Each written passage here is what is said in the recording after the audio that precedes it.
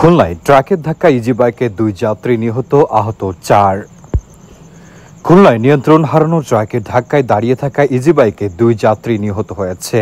নিহতরা হলেন হোগলাডাঙ্গা বাঁশবাড়িয়া এলাকার কিশোর রায়হান ও জুয়েল বাবু। এই ঘটনায় আহত হয়েছেন আরো 4 জন। সোমবার সকালে খুলনার হোগলাডাঙ্গা মোড়ে দাঁড়িয়ে থাকা ইজি বাইকে ধাক্কা দিয়ে ট্রাকটি দোকানে ঢুকে গেলে এই ঘটনা ঘটে। প্রত্যক্ষদর্শী ও পুলিশ জানায়, ট্রাকটি হোগলাডাঙ্গা মোড়ে পৌঁছালে নিয়ন্ত্রণ হারিয়ে বিপরীত দিক থেকে আসা দাঁড়িয়ে থাকা একটি ইজি বাইককে ধাক্কা দেয়। এতে ইজি বাইক দুমড়ে মুচড়ে যায়। এছাড়া ট্রাকটি সড়কের পাশে থাকা একটি দোকানের মধ্যে ঢুকে পড়ে।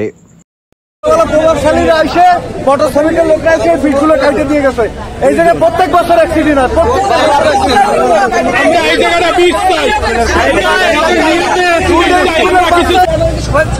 ঘটনাটা কিভাবে ঘটলো?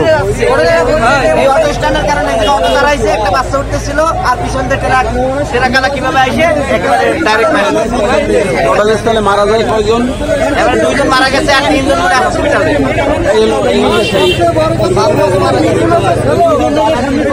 আগেও দেওয়া উচিত ছিল, এই জায়গায় বারবার